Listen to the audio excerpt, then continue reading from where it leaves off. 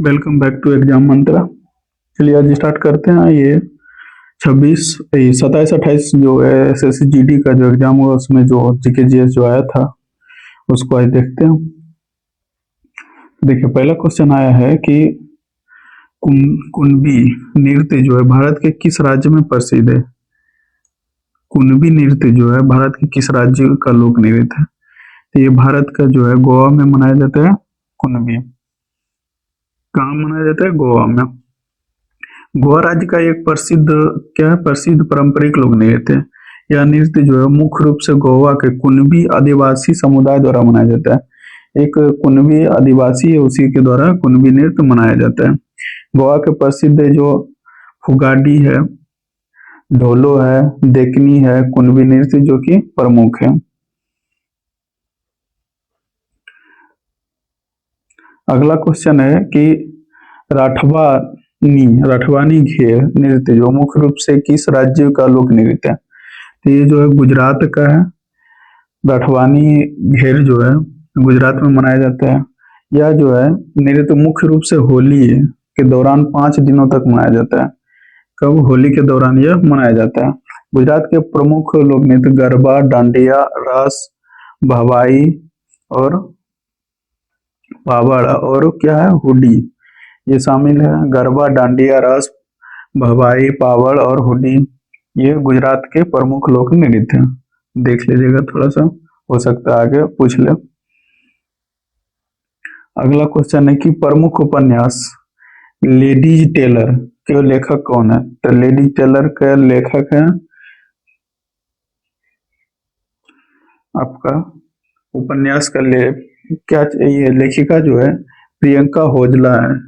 कौन है? Ladies tailor के प्रियंका हजेला।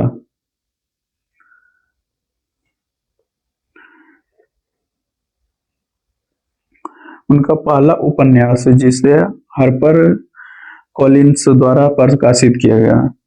विषय था इसका कहानी जो 1947 भारत पाकिस्तान विभाजन पृष्ठभूमि के आधार पर है। जो भारत पाकिस्तान 1947 में जो विभाजन हुआ उसी उन्हीं का कहानी है। यह जो है उन शरणार्थियों का संघर्ष और बेहतर भविष्य की तलाश की कहानी है। मतलब बहुत सारा जो भारत से पाकिस्तान गया था, पाकिस्तान से जो लोग भारत आए थे उनका जो अथी था, संघर्ष था, शरणार्थी के रूप में रहे, फिर उनका संघर्ष जारी हुआ, उनके बारे में बताया गया। जो अपना सब कुछ खोकर फिर से जीवन शुरुआत करने की कोशिश करते हैं। मुख्य पात्र कहानी का केंद्र है जो है वो है गुरुदेव नाम का एक सिख व्यक्ति है। ये जो इसमें जो अधिकतर तो ये पंजाब प्रोविंस जो था उसी से जो भारत आए थे।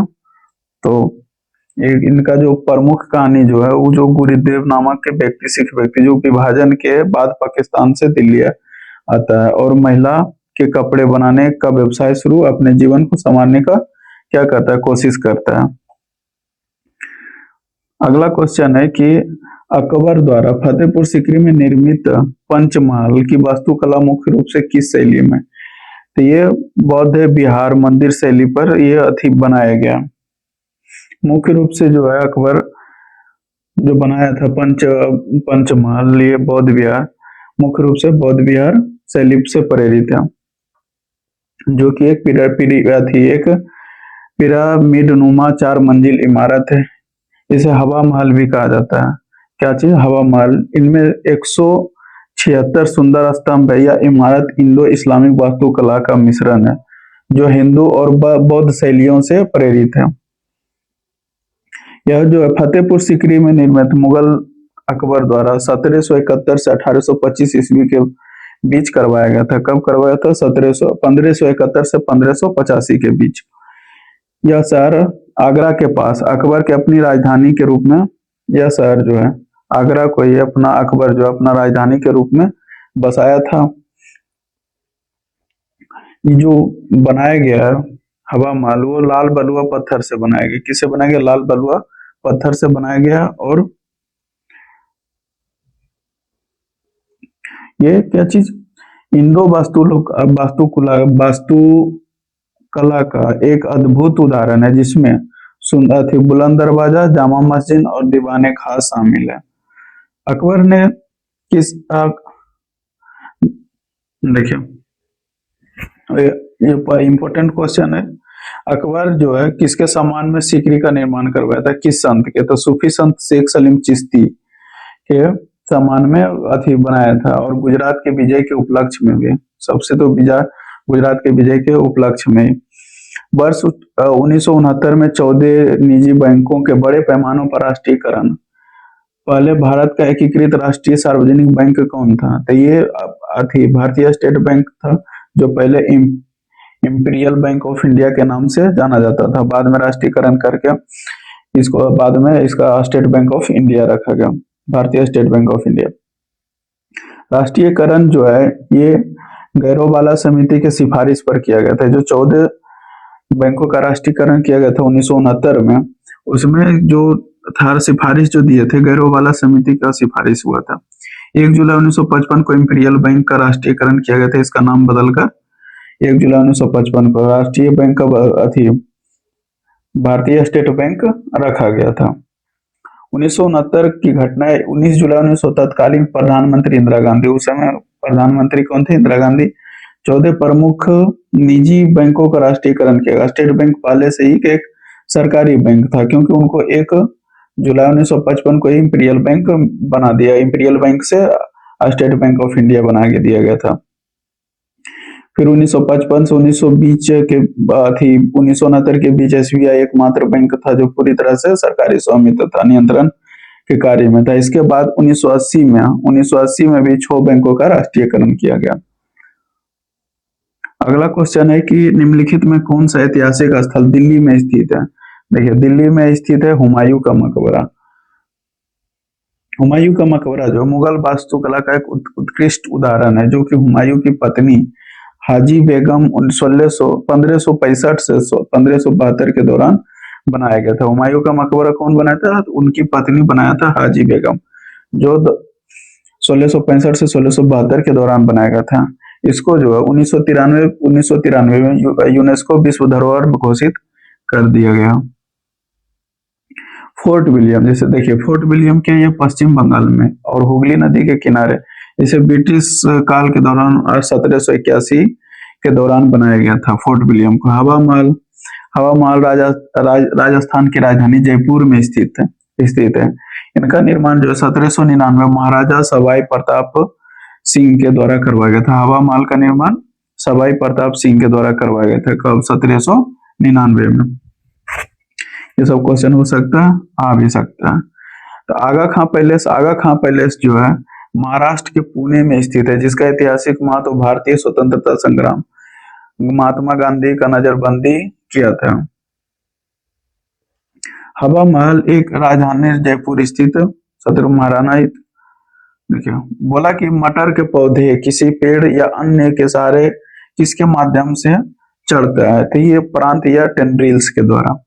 आप देखेंगे जो गांव और में रहते हैं, उस अगर अथी होता है, ये जैसे ये लत जो होता है, लत का जो एक अथी होता है, टेंड्रिल होता है, जो घूम के वो कोई भी किसी के सहारे उसको पकड़ लेते हैं। जैसे कद्दू लौकी हो गया, वो सबका टेंड्रिल होता है, जितना भी लत होता है सबका टेंड्रिल होता है, उसी के सहारे वो खड़ा होता है। बोला कि 297 ईसा पूर्व बीसी में चंद्रगुप्त मौर्य के बाद मौर्य सिंहासन पर कौन बैठा था? तो चंद्रगुप्त मौर्य के बाद जो है बिंदुसार बैठे थे। बिंदुसार के बाद फिर अशोक के बाद दशरथ मौर्य, फिर मौर्य के बाद वीरदत्त बैठे थे। वीरदत्त की हत्या पुष्यमित्र शुंग ने कर दिया था, और शुंग वंश का क्या स्थापना किया था? क्योंकि वीरदत्त का ही सेनापति था पुष्यमित्र शुंग। ठीक है, उसका बिंदुसार मौर्य सिंहासन पर बैठा था। मौर्य वंश के दूसरे शासक जिन्हें 297 से 273 तक शासन किया था। 297 से 273 बिंदुसार ही जब आजीवक संप्रदाय के अथी था, तो उनका अथी मतलब आजीवक संप्रदाय का जो है अथी एक बनाया था, मतलब क्या बोलते हैं उनको, पहाड़ खोद के एक गुफा का निर्माण करवाया था। चंद्रगुप्त मौर्य 297 जैन धर्म अपना लिया गया था, और बिंदुसार के पक्ष में सिंहासन त्याग दिया। चंद्रगुप्त मौर्य 297 जब वो जैन धर्म अपना लिए थे, तो कर्नाटक के सरवनबेलगोला चल गए थे। जब कर्नाटक के सरबन बेलगोला में जो है जैन अथी इस मतलब पानी में समाधि ले लिए थे, उसको जैन अथी में क्या बोला जाता है। देखिए, धार्मिक इच्छुक चंद्रगुप्त मौर्य जैन धर्म में अपना बिंदुसार आजीवक संप्रदाय का अनुयायी था, जी वही ये गुफा का निर्माण करवाया था। देखिए, बिंदुसार 297 से 273, अशोक जो 268 से 232, और दशरथ मौर्य जो है 232 से 224, और फिर शतधन्वन था जो 195 200 187 तक रहे, फिर वीरदत्त 187 से फिर 185 तक रहे। अंतिम इनकी हत्या जो है सेनापति पुष्यमित्र शुंग ने कर दिया और शुंग वंश की स्थापना किया था। प्रयागराज में महाकुंभ के दौरान आयोजन कितने वर्षों के अंतराल में होता है? तो ये अभी हुआ था 2025 में कुंभ मेला लगा था, 12 वर्ष में होता है। प्रयाग में महाकुंभ मेला हर वर्ष 12 वर्षों के अंतराल में किया जाता है। हालांकि 12 कुंभ अर्थात 144 वर्ष पूरे होने पर 144 वर्षों के अंतराल पर महाकुंभ का आयोजन किया जाता है। 144 वर्षों पर जो है महाकुंभ का आयोजन, जिसमें से 2025 में महाकुंभ का विशेष रूप से महत्वपूर्ण था। कुंभ मेला प्रत्येक 12 वर्ष गंगा यमुना सरस्वती के संगम पर लगता है। अर्धकुंभ 6 वर्षों पर और महाकुंभ 144 वर्षों पर होता है। स्थान देखिए इसका कहाँ लगता है। प्रयागराज गंगा यमुना और सरस्वती के संगम पर। हरिद्वार में लगता है जो कि गंगा है, हरिद्वार में गंगा नदी के किनारे। उज्जैन, छिपरा मध्य प्रदेश, नासिक गोदावरी महाराष्ट्र के किनारे, इस पर यह सब स्थान पर लगता है। प्रयागराज यूपी, हरिद्वार यूपी, उज्जैन छिपरा नदी मध्य प्रदेश और नासिक गोदावरी मध्य प्रदेश। देखिए ये अमरबेल और किलनियटिक्स किस प्रकार के पौधे का उदाहरण? ये परजीवी पौधे का उदाहरण है। अमरबेल देखेंगे अथी पीला पीला टाइप का होता है और वो बिना जड़ का वो पौधे से लिपटा हुआ रहता है और पौधे का ही मतलब पौधे से ही वो अपना पोषण एब्जॉर्ब करता है और जिंदा रहता है। मतलब परजीवी ऐसे और जीव होते हैं जो पोषण के लिए किसी अन्य जीव पर क्या निर्भर रहते हैं। वो क्या करता है कि वो उसका कोई जड़ नहीं होता है, वो मतलब अथी डाली में जो लिपटा हुआ रहता है। ये पोषण के लिए होस्ट को नुकसान पहुंचाते लेकिन उसे तुरंत मारते नहीं है। जब किसी से पोषक तत्व लेगा तो नुकसान उसको होगा ही है।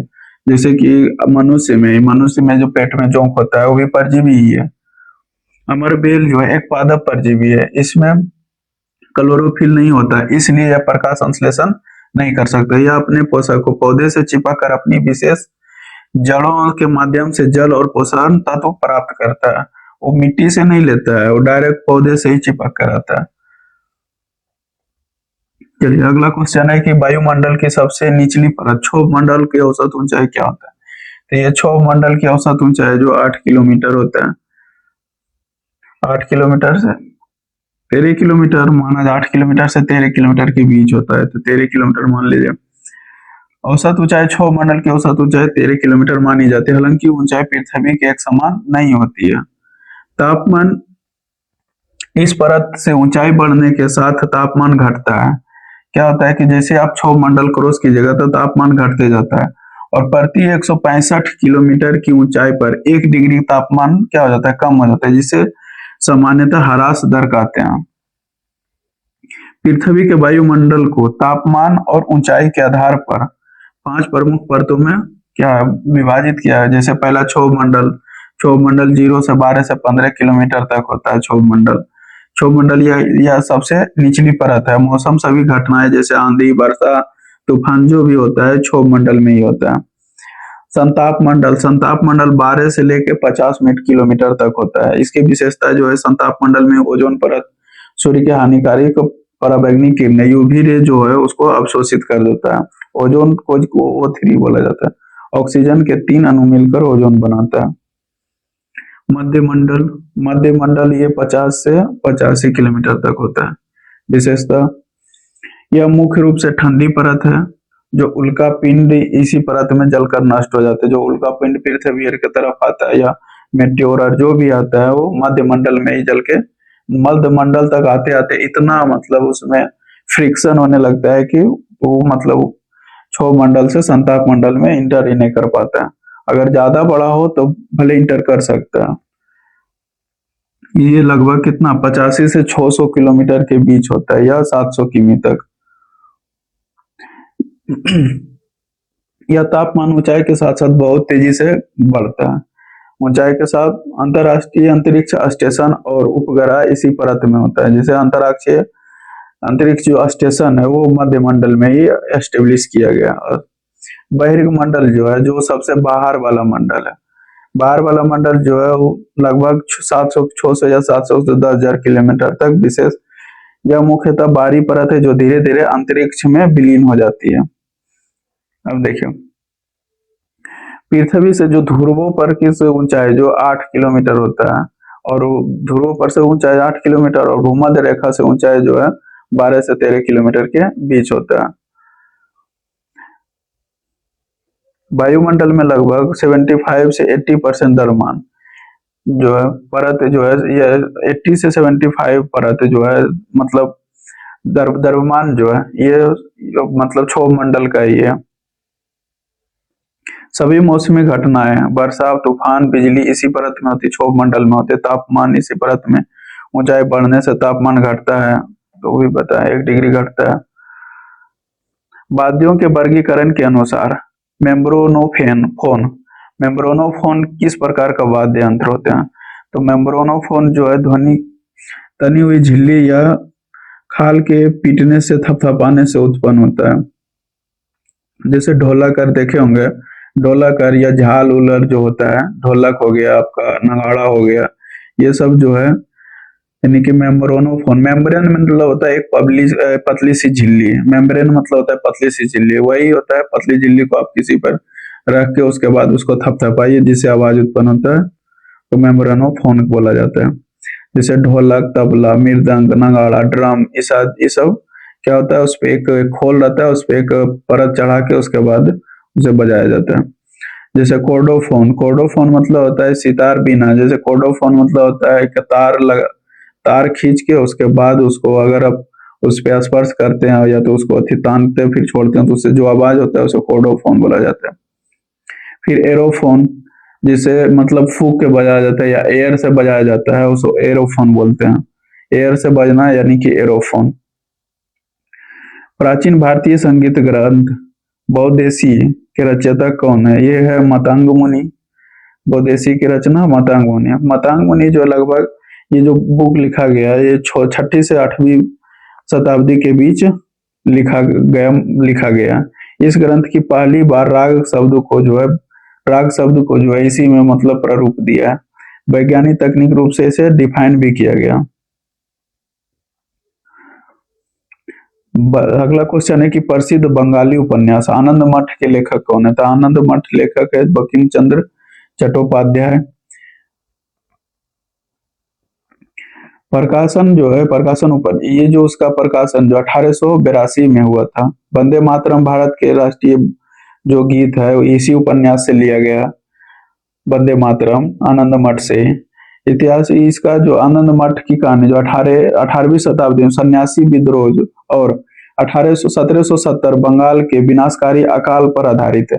ये जो आनंद मठ है, तो आनंद मठ जो बुक लिखा गया दो मतलब घटना पे लिखा गया। पहला तो सन्यासी विद्रोह जो हुआ था 18वीं शताब्दी में, सन्यासी विद्रोह जो हुआ था उस पे आधारित है। और अकाल जो 1770 में अकाल पड़ा था उस पे लिखा गया। बोला चाल्कोलिथिक शब्द का इतिहास के किस काल को दर्शाने के लिए किया जाता है? तो चाल्कोलिथिक का लिए तांबा और पत्थर के युग को किया जाता है। चाल्कोलिथ मतलब होता है कॉपर प्लस स्टोन। जैसे इसे ताम्र युग भी कहा जाता है, ताम्र युग भी कहा जाता है, या नवपाषाण काल और कांस्य युग के बीच का संक्रमण काल है।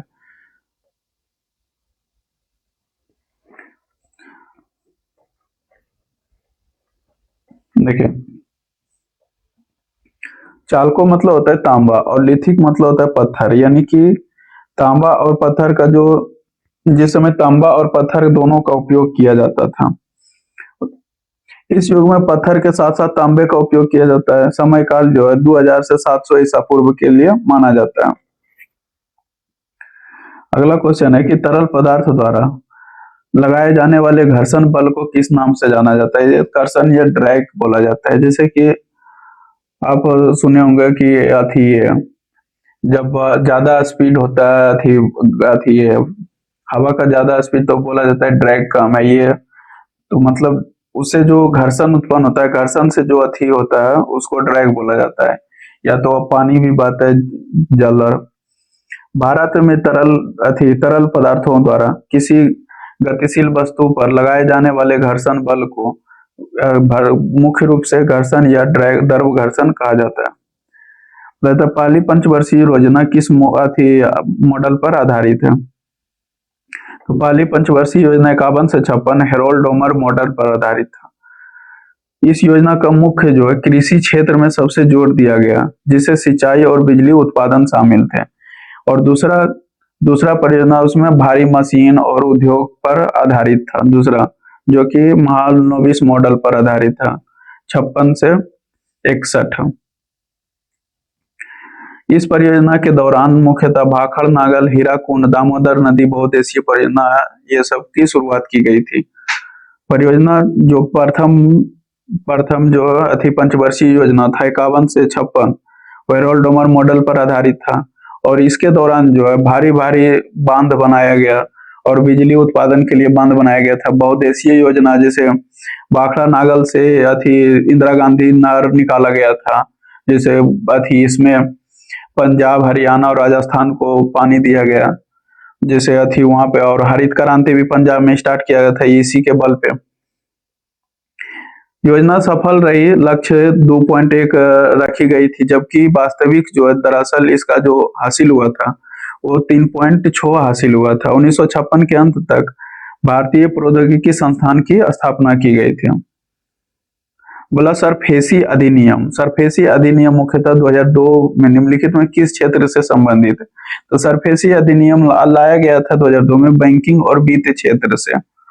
बैंकों और वित्तीय संस्थान में एनपीए नॉन परफॉर्मिंग एसेट्स के वसूली में मदद करना, बिना कोर्ट जाए गिरवी रखी संपत्ति को जब्त या नीलामी करने का अनुमति देना। जैसे कि नॉन परफॉर्मिंग एसेट्स क्या होता है कि जैसे कोई लोन लिया, लोन लेने के बाद जो है साल 2 साल यानी कि 2 किस्त 3 किस्त अगर अथी मतलब नहीं दिया तो उसको पहले अथी परफॉर्मिंग एसेट्स, फिर उसको उसके बाद जो है अगर उसके बाद भी नहीं दिया तो उसको नॉन परफॉर्मिंग एसेट्स में डाल दिया जाता है। यानी कि ये परफॉर्म अब जो ये जो अथी लोन लिया गया ये अब मेरे पास नहीं आएगा। तो उसी के वसूली के लिए जो गिरवी रखा जाता है, जैसे कोई जमीन रखता है कोई कुछ रखता है, तो उसको अथी नीलामी करके उसका जो है अथी आप मतलब जो भी चुकता हो उसे आप कर सकते हैं।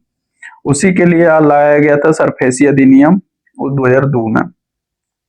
पृथ्वी के प्रॉपर्टी में सबसे अधिक मात्रा में पाए जाने वाला तत्व कौन है? ये ऑक्सीजन है।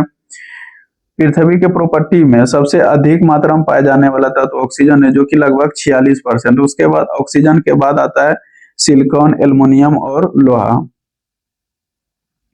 अगला क्वेश्चन है कि वह ताप जिस पर वायुमंडलीय दाब पर कोई ठोस पिघलकर द्रव बन जाता है क्या कहलाता है? तो ये गलनांक कहलाता है। क्या कहलाता है? गलनांक। क्वथनांक क्या होता है कि क्वथनांक होता है कि जब कोई द्रव मतलब गैस की अवस्था में मतलब वैसा बॉइलिंग पॉइंट जहां से कि द्रव जो है गैस अवस्था में परिवर्तन, उसे क्वथनांक कहते हैं। हिमांक कहते हैं कि वैसा अवस्था जहाँ वैसा ताप, एक ताप का जो भी पॉइंट हो वहां से अगर द्रव ठोस अवस्था में परिवर्तन हो जाए तो उसे हिमांक कहते हैं। क्रांतिक ताप एक इमेजिनरी ताप है जिसे बोला जाता है 273 केल्विन के बाद 273 केल्विन के बाद ये क्रांतिक ताप होता है।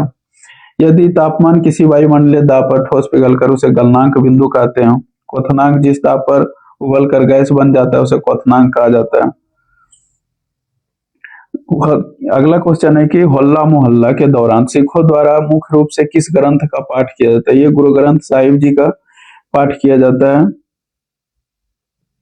अगला क्वेश्चन है भारत में जन्म से पहले लिंग निर्धारण पर पूर्णतः रोक लगाने हेतु पीसीपीएनडीटी अधिनियम किस वर्ष लागू किया गया था? तो ये लागू किया गया था 2004 1994 में, लेकिन जो इम्प्लीमेंट हुआ था ये हुआ था 1996 में इम्प्लीमेंट हुआ था। बोला गया था पीसीपीएनडीटी अधिनियम जो 1994 लागू किया था, जो 1 जनवरी 1996 प्रभावी हुआ। यह कानून जो भ्रूण लिंग पर परीक्षण पर रोक लगाने के लिए बनाया गया था। अभी भी देखते होंगे कि गांव और में अभी भी जो अल्ट्रासाउंड करवाने के लिए जाता है कि बेटा है कि बेटी है, ये सब। तो ये जो अधिनियम लाया गया था इसी के कारण से जो 1994 में अधिनियम ही लाया गया था।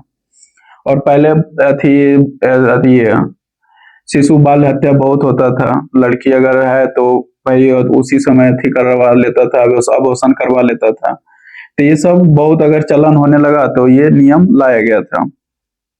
इस कानून के तहत लिंग निरीक्षण, लिंग जो है परीक्षण करवाने या विज्ञापन देने पर 3 से 5 वर्ष का जेल और 10,000 से 1 लाख तक का जुर्माना रखा गया था।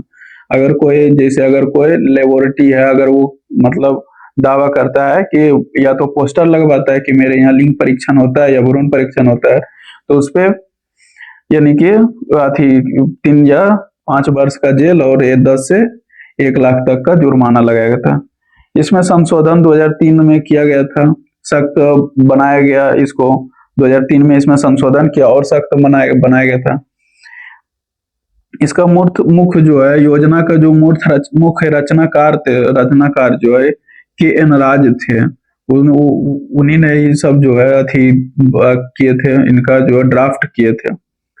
बोला किस मुगल सम्राट ने बंजारों को शहरों के अनाज मुख्य रूप से परिवहन के रूप में वर्णित किया था? तो ये जहांगीर ने किए थे।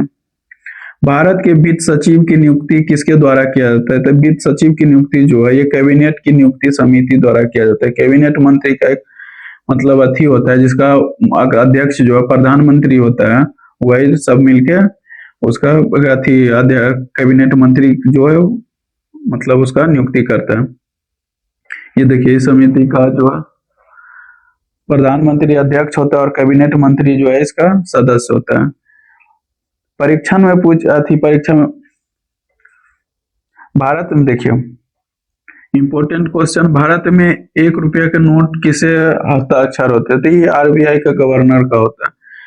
एक ही नोट है जिसपे आरबीआई का भारत के वित्त सचिव के यानी कि वित्त सचिव के होता है, वित्त सचिव का उस पर सिग्नेचर होता है। बाकी पर आरबीआई गवर्नर का जो 1 रुपया से एक्स्ट्रा हो गया, मतलब 5 रुपया, 10 रुपया, 100 रुपया, 500 रुपया जो भी हो उस पर आरबीआई गवर्नर की, लेकिन 1 रुपया का जो नोट होता है उस पर वित्त सचिव का हस्ताक्षर होता है। और इसका जो है ये मतलब वित्त सचिव का जो है वित्त सचिव जो है वित्त सचिव की नियुक्ति जो है वित्त आयोग की नियुक्ति कौन करता है? तो वित्त आयोग की नियुक्ति जो है भारत के राष्ट्रपति द्वारा 280 के तहत वित्त आयोग का नियुक्ति किया जाता है।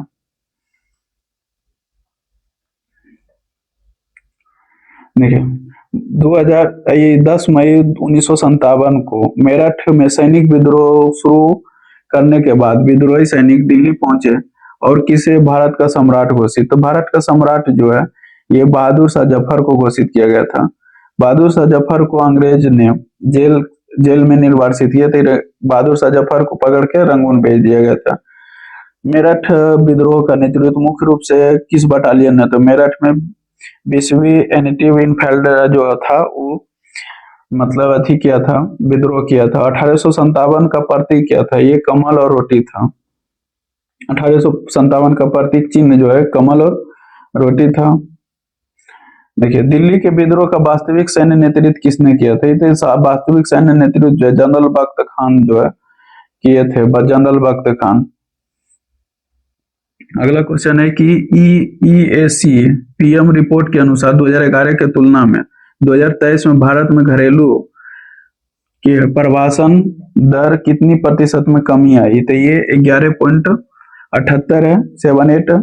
मुख्य 2011 जनगणना के प्रवासन दर 2011 जनगणना में जो प्रवासन दर था वो था 37.67, जो 2023 में घटकर 28.88 रह गई। अभी भी जो है यानी कि 100 आदमी में जो है 100, अगर कोई अथी स्टेट में अगर 100 आदमी रह रहा है तो उसमें जो है अभी भी 28 आदमी, यानी कि मान लीजिए 29 आदमी जो है प्रवास करता है।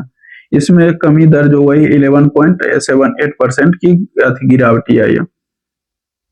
बोला कि प्रसिद्ध गौर नृत्य मुख्य रूप से किस अवसर पर किया जाता है, तो ये विवाह पर किया जाता है। गौर नृत्य मुख्य रूप से विवाह के अवसर पर बहुत उत्सव के साथ किया जाता है। इसके अलावा यह फसल उत्सव, मेले, अन्य सामुदायिक योजनाओं में भी प्रस्तुत किया जाता है गौर नृत्य। यह जो है नृत्य छत्तीसगढ़ के बस्तर क्षेत्र निवासी करने वाले डंडामी माडिया जनजाति द्वारा किया जाता है। ये छत्तीसगढ़ में किया जाता है और किसके द्वारा, तो डंडामी मादिया द्वारा किया जाता है, जो कि एक जनजाति है। बोला कि कार्यालयों, सोसाइटियों और कारखानों के मुख्य द्वार पर सुरक्षा गार्ड द्वारा आगंतुकों की जानकारी दर्ज करने के लिए किस रजिस्ट्रार का उपयोग किया जाता है, तो ये किया जाता है आपका विजिटर रजिस्ट्रार का उपयोग किया जाता है। विजिटर मतलब जो कि किसी को किसी चीज को देखने के लिए या विजिट करने के लिए दिया जाता है, और जिसमें रजिस्टर किया जाता है या तो नामोल्लिखित किया जाता है, नाम को लिखा जाता है, उसको विजिटर रजिस्ट्रार बोला जाता है। रूस के भारत को ब्रिक्स अध्यक्षता किस वर्ष सौंपी थी, और जिसके बाद जो है 13वें ब्रिक्स शिखर सम्मेलन, ये तो 2021 का करंट अफेयर पूछ दिया। 2020 में हुआ था रूस में, और 2021 जो है रूस जो है भारत को हस्तांतरित किया था ब्रिक्स का जो अध्यक्षता। प्रसिद्ध विज्ञान कथा उपन्यास फ्रेंकास्टाइन के लेखक कौन है, तो फ्रेंकास्टाइन के लेखक ये है आपका लेखिका है, फ्रेंकास्टाइन का लेखिका मैरी शैली ने लिखा था। यह पहली बार 1818 में प्रकाशित हुआ था। कब हुआ था, 1818 में फ्रेंकास्टाइन जो थी प्रकाशित हुआ था। भारत में आयात और निर्यात के लिए वित्तीय सहायता प्रदान करने के लिए इस सतत निगरानी करने का प्रमुख संस्थान कौन है, तो ये एक्जिम बैंक होता है। एक्जिम बैंक मतलब होता है export and import bank. EX से होता है एक्सपोर्ट, IEM से होता है इंपोर्ट, तो उसी को बोला जाता है एक्जिम बैंक। बोला जाता है भारतीय जीवन बीमा निगम LIC की स्थापना कब हुई थी, तो LIC का 1 दिसंबर 1956 को हुआ था। LIC का स्थापना 1 दिसंबर 1956 को हुई थी। इसकी स्थापना भारत सरकार संसद में जीवन बीमा निगम अधिनियम 1956 पारित करके की गई थी। अब देखिए LIC का मुख्यालय कहाँ है, तो LIC का जो मुख्यालय, LIC का मुख्यालय मुंबई में है। LIC का राष्ट्रीयकरण की तो 1956 में, LIC की स्थापना के समय निजी कंपनियों का विलय किया गया था। ये 245 से अधिक है, 154 भारतीय, 16 विदेशी और 75 क्या प्राइवेट सोसाइटी थी। संघ लोक सेवा आयोग अपनी रिपोर्ट किसे प्रस्तुत करता है, तो संघ लोक सेवा आयोग जो UPSC जो है ये रिपोर्ट करता है भारत के राष्ट्रपति को। भारतीय संविधान के अनुच्छेद 323 के अनुसार संघ लोक सेवा आयोग का कर्तव्य है कि वो हर साल अपनी रिपोर्ट जो है राष्ट्रपति को सौंपे। राष्ट्रपति जो इस रिपोर्ट के संसद के दोनों सदनों के सामने प्रस्तुत करवाते हैं, किसी मंत्री या किसी अधिकारी के द्वारा राष्ट्रपति जो है प्रस्तुत करवाते हैं। संघ लोक सेवा आयोग जो है भाग 14 में है, अनुच्छेद 315 से 323। राज्य लोक सेवा आयोग स्टेट PCS अपनी रिपोर्ट जो राज्यपाल को देता है। जब संघ लोक सेवा आयोग जब राष्ट्रपति को, तो स्टेट PCS किसको देगा, राज्यपाल को। या स्टेट UPSC जो संघ लोक सेवा आयोग का जो कार्यकाल है ये 6 वर्ष या 65 वर्ष का होता है, जो भी पहले पूरा हो जाए। या अगर कोई व्यक्ति जो UPSC में संघ लोक सेवा आयोग में काम कर रहा है, अगर उसका 65 वर्ष हो गया तो वो रिटायर हो जाएगा। अगर उसका 65 वर्ष नहीं हुआ, अभी 6वें वर्ष हुआ है, तो भी रिटायर हो जाएगा। बोला संसद के दोनों सदनों द्वारा पारित होने के बाद किसके हस्ताक्षर के बाद कोई बिल अधिनियम बन जाता है, तो ये भारत के राष्ट्रपति के द्वारा। भारतीय संविधान अनुच्छेद 111 के तहत जब कोई बिल दोनों सदनों लोकसभा या राज्यसभा द्वारा पारित किया जाता है तो राष्ट्रपति स्वीकृति के लिए भेज देता है, राष्ट्रपति को स्वीकृति के लिए भेज देता है। फिर राष्ट्रपति बाद में जो है हस्ताक्षर करता है, उसके बाद यह अधिनियम बन जाता है। पहले बिल होता है, उसके बाद फिर अधिनियम बन जाता है। और जैसे राष्ट्रपति जो है धन विधेयक को पुनर्विचार के लिए वापस भेज सकता है। इसको जो है धन विधेयक को कभी पुनर्विचार के लिए वापस नहीं भेज सकता, क्योंकि धन विधेयक अगर धन विधेयक पेश करता है तो उसको जो है पहले वेरीफाई कर देता है ये लोकसभा का अध्यक्ष। और जब वेरीफाई हो जाता है हाँ ये धन विधेयक है, तो पेश करने से पहले राष्ट्रपति के अनुमति लिया जाता है, राष्ट्रपति का जो है पहले साइन लिया जाता है, मतलब हस्ताक्षर। उसके बाद फिर संसद के पटल पर रखा जाता है। अगर राष्ट्रपति पहले उसको अनुमति दे दिया तो कोई सेंस ही नहीं बनता है कि धन विधेयक को फिर वापस भेजा जाए। और फिर यही होता है कि उसके बाद इसी में होता है कि कोई भी अगर जैसे राज्य का सीमा परिवर्तन करना है या संशोधन करना है, तो पहले संशोधन करने से पहले जो है राष्ट्रपति से हस्ताक्षर ले लिया जाता है, मतलब राष्ट्रपति से अनुमति ले लिया जाता है कि हाँ हम किसी का राज्य का जो है मतलब ये क्षेत्र या राज्य को डिवाइड कर रहे हैं, दो राज्य में परिवर्तन कर रहे हैं। तो ये सब जो बिल होता है, ये तीनों बिल जैसे धन विधेयक और कोई संशोधन है या तो फिर कोई राज्यसभा मतलब किसी राज्य का नाम या सीमा में परिवर्तन हो रहा है, तो ये संशोधन जो है पहले राष्ट्रपति से पहले अनुमति लिया जाता है, तब इसको पेश किया जाता है। पृथ्वी के तुलना में चंद्रमा पर गुरुत्वाकर्षण बल लगभग कितना प्रतिशत होता है? तो ये होता है 1/6। चंद्रमा देखिए, जब कोई वस्तु ऊपर से नीचे जाता है तो उसका क्या होता है, भार बदलता है, लेकिन द्रव्यमान जो है द्रव्यमान नहीं बदलता, सिर्फ भार बदलता है। तो कितना बार क्वेश्चन दिया जाता है कि अगर कोई जैसे 5 केजी का कोई वस्तु है, इसको चंद्रमा पर या तो 6 केजी का कोई वस्तु है, इसको क्या चंद्रमा पर लिया जाता है तो कितना आ जाता है? तो क्या करता है, इसको 1 केजी मार के, 1 केजी ऑप्शन में दिया हुआ रहता है लेकिन 1 केजी मार के तुरंत चलाता है, ये चेंज नहीं होता है। अगर यहीं पे दे दे आपको, जैसे यहीं पे आपको दे दे कि कोई वस्तु है कितना 6 न्यूटन का, अब इसको अगर ये होता है भार का मात्रा, और 6 केजी जो है ये 6 केजी होता है, ये द्रव्यमान का मात्रा होता है। तो ये चेंज नहीं होता है, चेंज ये होता है भार का मात्रा न्यूटन होता है। अगर आपको दे दिया 6 न्यूटन, इसको अगर चंद्रमा पर ले जाएंगे तब ये 1 न्यूटन हो जाएगा, लेकिन ये वाला 1 केजी नहीं होगा। चलिए देखिए, चंद्रमा का जो है यानी कि अब चंद्रमा का पलायन वेग होता है 1.262 मीटर, और इंडिया 4 पॉइंट समथिंग कुछ होता है मीटर प्रति सेकंड, और पलायन वेग और पृथ्वी का पलायन वेग होता है 11.2 मीटर प्रति सेकंड, किलोमीटर प्रति सेकंड होता है, ये भी किलोमीटर में होगा।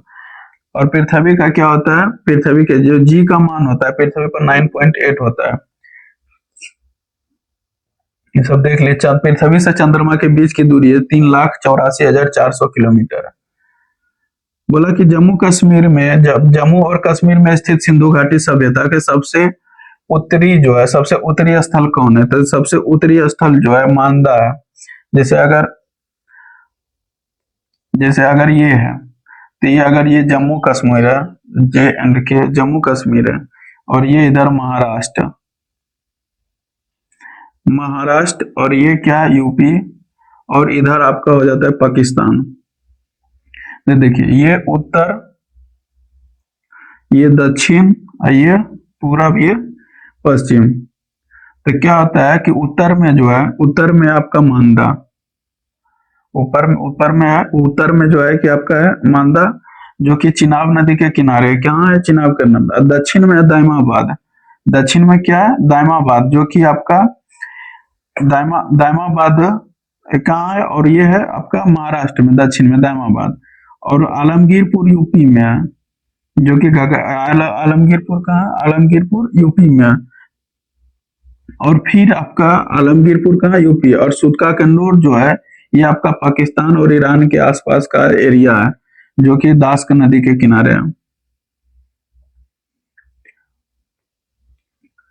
चलिए अगला क्वेश्चन है कि खुशहाली रिपोर्ट निम्नलिखित में किसके द्वारा प्रकाशित किया जाता है। तो खुशहाली रिपोर्ट जो है सतत संयुक्त राष्ट्र सतत विकास समाधान नेटवर्क के द्वारा किया जाता है। ये प्रकाशन जो ऑक्सफोर्ड विद्यालय द्वारा बेलविंग रिसर्च सेंटर द्वारा गैपाल और संयुक्त राष्ट्र सतत विकास नेटवर्क की साझेदारी से इसको प्रस्तुत किया जाता है। देखिए इस बार का 2026 का थीम क्या है, खुशहाली और सोशल मीडिया। क्या चीज थीम है, खुशहाली और सोशल मीडिया 2026 का। 140 इस बार का जो रैंकिंग 140 देशों से लगभग कितना 1 लाख लोगों द्वारा उत्तर पर आधारित है। कितना लोग 140 देश में जो है 1 लाख लोगों से पूछा गया, उसके जीवन के बारे में मूल्यांकन करने के लिए कहा गया। इनमें जो है टोटल 0 से 10 तक पैमाने पर रेट के करने के लिए कहा जाता है कि आप अपने जीवन से कितना खुश हैं या क्या है। तो 0 से 10 तक के मतलब 0 सबसे खराब और 10 सबसे अच्छे संभावित जीवन को दर्शाता है। इसमें टोटल जो है 6 प्रमुख कारण है, यानी कि 6 क्वेश्चन पूछा जाता है। सामाजिक और आर्थिक मतलब पूछा जाता है, सामाजिक सामर्थ्य या किसी पर भरोसा करने की सुविधा के बारे में पूछा जाता है। कहाँ आप किसी पर कितना भरोसा करते हैं, या तो आपके एरिया में जो है आप क्या कितना भरोसा करते हैं। और प्रति व्यक्ति आय पूछा जाता है कि आप प्रत्येक महीना कितना कमाते हैं, या तो आपका इनकम क्या, फैमिली इनकम क्या। और फिर स्वास्थ्य जीवन प्रत्याशा के रूप में भी पूछा जाता है। जीवन निर्णय लेने की स्वतंत्रता, उदारता और भ्रष्टाचार धरना, ये सब मुख्य की पॉइंट है जो कि टोटल 6 गो। रैंकिंग जो है 1 नंबर पर इस बार भी फिनलैंड रहा है, 9वीं बार ये हमेशा फिनलैंड रहता है। उसके बाद दूसरा आइसलैंड, डेनमार्क, चौथा कोस्टारिका। इस बार अफगानिस्तान सबसे नीचे रहा, अफगानिस्तान जो खुशहाली में सबसे नीचे रहा। और भारत 116वां स्थान है, वो 2025 में था 118 और 2024 में 126 था। जीवन मूल्यांकन स्कोर जो है भारत का रहा कितना 4.536। अगला क्वेश्चन है कि भारत साम्राज्य में अकबर द्वारा अपनाई गई सुलह कुल की नीति का मुख्य उद्देश्य क्या था। तो सुलह कुल का नीति था कि आप सार्वभौमिक शांति और धार्मिक सहिष्णुता, यानी कि सुलह कुल मतलब होता था कि किसी सब अगर थे मतलब बन रहा है कि हाँ लड़ाई होगा, युद्ध होगा, तो मतलब उसे पहले शांति समझौता किया जाता है कि हाँ भाई शांति कर लेते, दोनों बैठ के बात कर लेते आपस में अपन दोनों। तो अगर बात बन जाता था ठीक है, नहीं तो फिर तो जो होने का युद्ध होगा ही। तो वही मतलब सुलह कुल का नीति था अकबर का। सामान्यतः खेती के लिए प्रमुख उपयुक्त मिट्टी कौन सी मानी जाती है। तो ये जलोढ़ मिट्टी है। जलोढ़ मिट्टी जो है ये आपका उत्तर भारत में पाया जाता है, जो गंगा और ब्रह्मपुत्र और ये गंगा ब्रह्मपुत्र का जो डेल्टा है उसमें जलोढ़ मिट्टी पाया जाता है। जलोढ़ मिट्टी देखिए, जलोढ़ मिट्टी क्या है, देखिए जलोढ़ मिट्टी का जो एरिया है ये वाला आपका, यहाँ पे देखिए ये यहाँ से ये गंगा नदी और ये ब्रह्मपुत्र नदी जो होता है, तो ये इसका जो एरिया है ये सब जलोढ़ मिट्टी का प्रमुख क्षेत्र है। जलोढ़ मिट्टी गंगा ब्रह्मपुत्र के मैदान पंजाब, हरियाणा, यूपी, बिहार और पश्चिम बंगाल में पाया जाता है। यह बहुत उपजाऊ भूमि होता है, और जैसे नई जो जलोढ़ मिट्टी होता है उसको खादर कहते हैं, और पुरानी जलोढ़ मिट्टी जो होती है उसे बांगर कहते हैं। पोटास चूना और अधिक नाइट्रोजन जो है इसमें कम होता है।